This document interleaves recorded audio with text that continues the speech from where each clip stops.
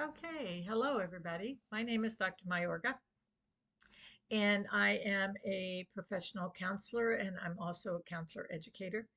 And I would like to talk to you a little bit about a wonderful movie that I saw recently that made me think about who we are as human beings and some of the things that may be necessary in our lives for us to be able to function to the best of our ability. And I am a movie buff and I love to go watch movies. I love to look at reviews. I look for movies that will create some kind of psychological stimulation, to look at life a little bit deeper, to make me think about people's behaviors or reasons of why they do the things that they do. That may be why I pursued a career in the counseling field. I've had a practice for many years. I'm an educator in academia for many years, but I still love to do all sorts of activities that make my life enjoyable. This particular movie is the movie If, and the whole movie. If you haven't seen it yet, I certainly would encourage you to go because it does touch on what happens to us when we become older, how we lose some kind of a magical part of us. And the movie, and I wasn't sure what the title stood for. And the title stands for Imaginary Friend.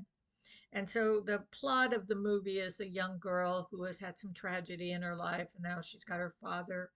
And then the movie takes off from there. And I don't really want to tell you what it is in case you haven't seen it. You might want to go see it.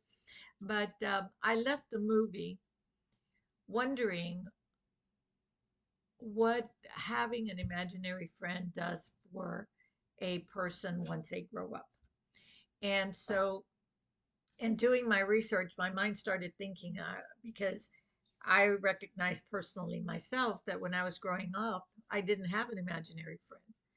And so I thought, hmm, not having an imaginary friend, and how did that affect me not having an imaginary friend? Compared to so many people or so many children that talk with their imaginary friend, they have a little tea party, they go outside and play. And in my research, I found that people that had imaginary friends when they were growing up tend to do better as adults. So this is just a short little video that I wanted to do. And I'm going to begin to load my videos up on YouTube, and I hope that you follow me. And I'd like to ask you to tune in for my next video, in which we talk a little bit about how helpful having an imaginary friend as a child impacts us as adults. Thank you.